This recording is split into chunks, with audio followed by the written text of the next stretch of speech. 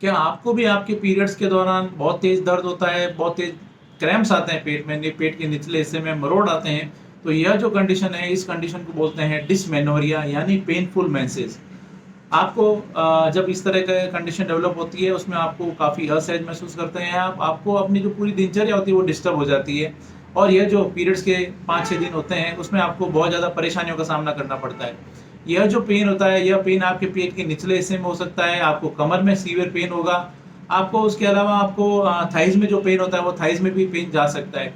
ऐसी कंडीशन में कई दफ़ा महिलाओं में इतना तेज़ दर्द होता है कि वो बेड रिडन हो जाती है, वो बिल्कुल बिस्तर से उठ ही नहीं पाती है, अपने जो रूटीन के कामकाज होते हैं, उनको कामकाज करने में भी दिक्कत आती है।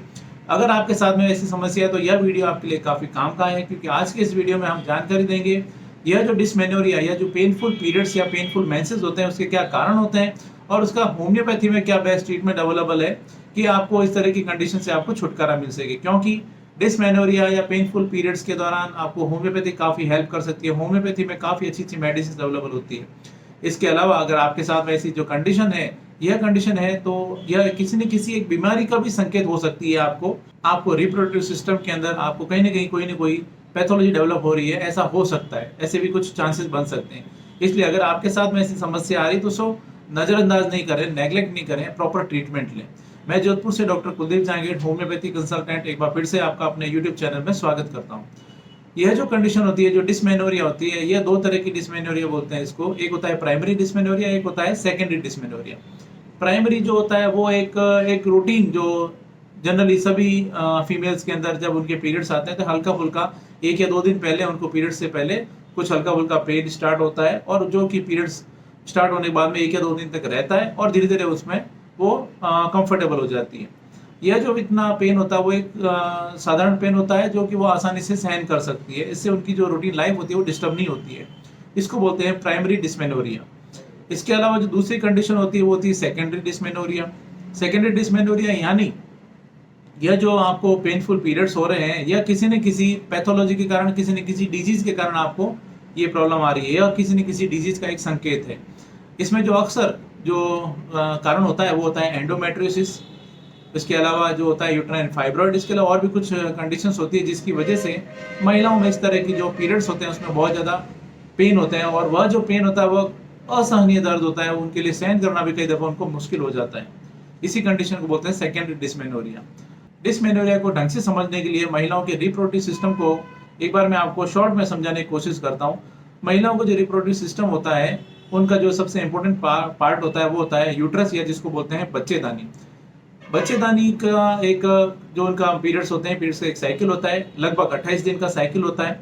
उस 28 दिन के साइकिल के अंदर जैसे मान लीजिए 5 दिन के उनको पीरियड्स आए, पीरियड्स के बाद में वापस से उनकी जो यूट्रस होता है, यूट्रस की जो अंदर की जो लेयर होती है जिसको बोलते हैं एंडोमेट्रियम, यह एंडोमेट्रियम जो होती है उसकी धीरे-धीरे मोटाई बढ़ना शुरू हो जाती है, और वह धीरे-धीरे बढ़ती है ताकि वो जब कभी भी उसमें ओव्यूलेशन हो, जो कि 14-15 दिन के आस-पास ओव्यूलेशन होता है जनरली, उस ओव्यूलेशन के अंदर अगर सेक्स किया जाए या स्पर्म वहाँ पे पहुँचे, तो वहाँ पे जब 14-15 दिन जब एग रिलीज़ होगा, स्पर्म का और एग का जब मिलन होगा, तो वहाँ पर गर्भधारण की अगर संभावना होती है, अगर गर्भधारण होता है, तो वह बच्चेदानी को एक तरह से वो तैयार करता है, बच्चे को, जो फीटस है, फीटस को तैयार करने के लिए, फीटस को डेवलप करने के लिए वहाँ पे एक पोषण का और एक सुरक्षा देने का, वहाँ पर एक प्रोटेक्शन का एक काम करता है।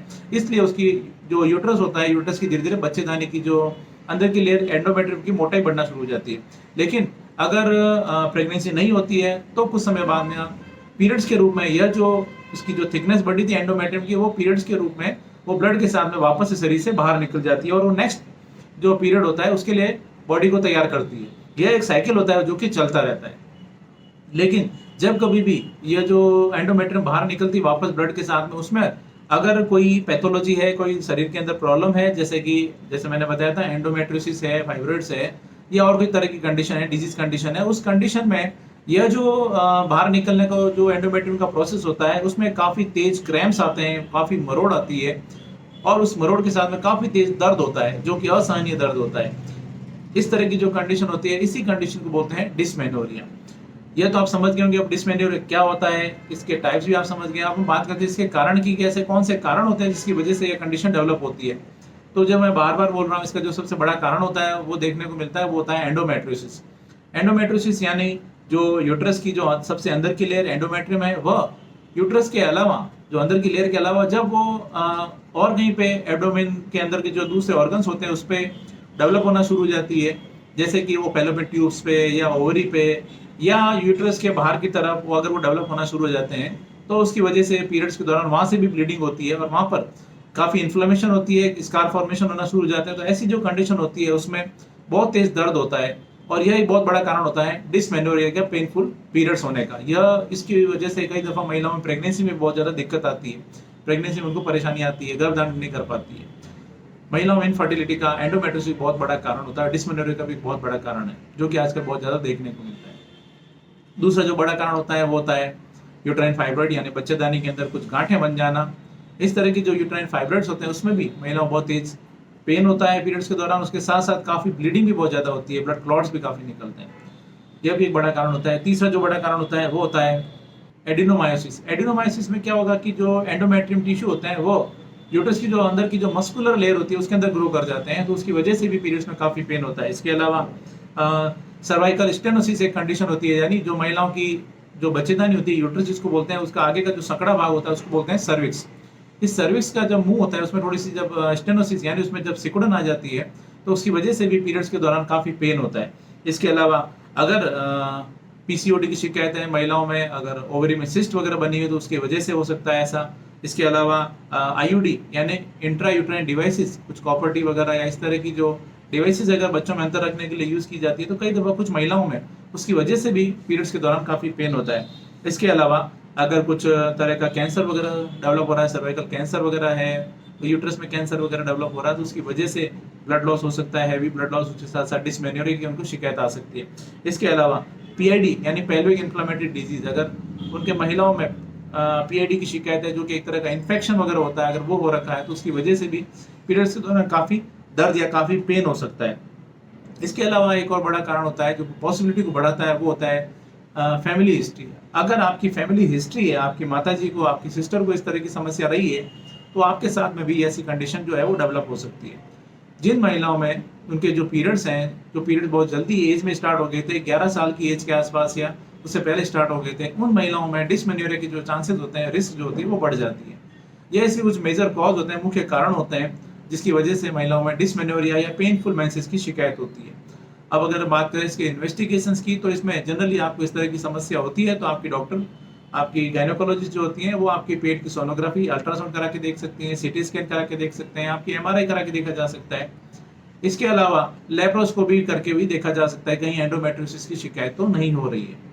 अब हम बात करते हैं इसके होम्योपैथी ट्रीटमेंट की, होम्योपैथी इसमें किस तरह से हेल्प कर सकती है, मदद कर सकती है। डिसमेनोरिया की जो शिकायत होती है, पेनफुल पीरियड्स की जो शिकायत होती है, उसमें होम्योपैथी काफ़ी हेल्पफुल होती है। डिजीज कंडीशन को देखते हुए कुछ मेडिसिन होती है जो कि अगर आपको एंडोमेट्रियोसिस है या फाइब्रॉइड्स डेवलप हो रहे हैं, एडिनोमायोसिस हो रहा है या पीसीओडी है या और कोई पैथोलॉजी है, तो उसके साथ साथ में डिसमेनोरिया के साथ में आपको उसका भी प्रॉपर्ली ट्रीटमेंट करने की जरूरत होती है।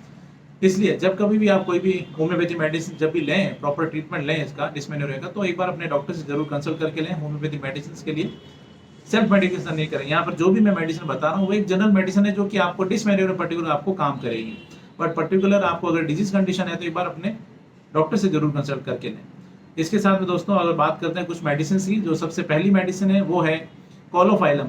अगर आपको पीरियड्स के दौरान काफी तेज दर्द रहता है, तो ऐसी कंडीशन में उसके साथ साथ अगर नोशिया वॉमिटिंग से शिकायत रहती है, तो उस कंडीशन में कोलोफाइलम 30 बहुत अच्छा काम करती है। कोलोफाइलम जो होती है यह डिसमेनोरिया की खास दवा, एक विशेष दवा है। इसको लेने का तरीका है 3-3 बूंद डाइट जी पर दिन में 3 बार, सुबह, दोपहर और शाम। अगेन दूसरी जो मेडिसिन है वो है सिमिसिपुगा 30। फ्लो बढ़ने के साथ साथ में आपको पेन अगर बढ़ता है तो ऐसी कंडीशन में सिमिसिपुगा 30 अच्छा काम करती है। इसको भी लेने का तरीका है 3-3 बूंद डाइट जी पर दिन में 3 बार। नेक्स्ट जो मेडिसिन है वो है कोलोसिंथिस 30। कोलोसिंथिस 30 भी डिसमेनोरिया की एक बहुत अच्छी दवा है। पेट को दबाने से आपको आराम मिलता है। ऐसी कंडीशन में कोलोसिन 30 बहुत अच्छा काम करती है। इसको भी 3-3 बूंद डाइट जी पर दिन में 3 बार लेना होता है। नेक्स्ट जो मेडिसिन है वो है जिंथोजैलम 30। अगर आपको डिसमेनोरिया की शिकायत है, पेन होता है पीरियड्स के दौरान और जो पेन है ये थाइस तक जाता है, तो ऐसी कंडीशन में जिंथोजैलम 30 अच्छा काम करती है। इसको भी लेने का तरीका है 3-3 बूंद डाइट जी पर दिन में 3 बार। नेक्स्ट जो मेडिसिन है, लास्ट मेडिसिन है, वो है थलस्पी बुरसा मदर टिंचर। अगर पीरियड्स काफी पेनफुल होता है, हैवी ब्लड फ्लो होता है, आपको बहुत ज़्यादा ब्लड लॉस होता है पीरियड्स के दौरान, उसके साथ साथ क्लॉट्स भी निकलते हैं, ऐसी जो कंडीशन है उसमें थैलेस्पी बुरसा का मदर टिंचर अच्छा काम करता है। थैलेस्पी बुरसा मदर टिंचर को लेने का तरीका होता है 10-10 बूंद दिन में 3 बार, सुबह, दोपहर और शाम, आधे कप गुनगुने पानी में डालकर इसके मदर टिंचर को लेना होता है। ये इसकी कुछ खास दवाइयाँ हैं। इसके अलावा और भी, जैसा मैंने बताया था, आपकी डिजीज कंडीशन को देखते हुए और भी कुछ मेडिसिन है जो कि देने की जरूरत पड़ती है, तो इसमें बेहतर रिजल्ट देखने को मिलते हैं। इसलिए आप जब भी मेडिसिन लें, हमेशा होम्योपैथी डॉक्टर की सलाह अनुसार लें, सेल्फ मेडिकेशन ना करें। मैं उम्मीद करता हूँ आज मैंने आपके साथ में जो भी जानकारी शेयर की आपको ये पसंद आई और आपके लिए फायदेमंद साबित होगी। इसी तरह मेरे साथ जुड़े रहें, इस चैनल को सब्सक्राइब करें, बेल आइकन जरूर दबाएं ताकि जैसे ही कोई नेक्स्ट वीडियो अपलोड करूँ आपके पास उसका नोटिफिकेशन आ सके। Thank you.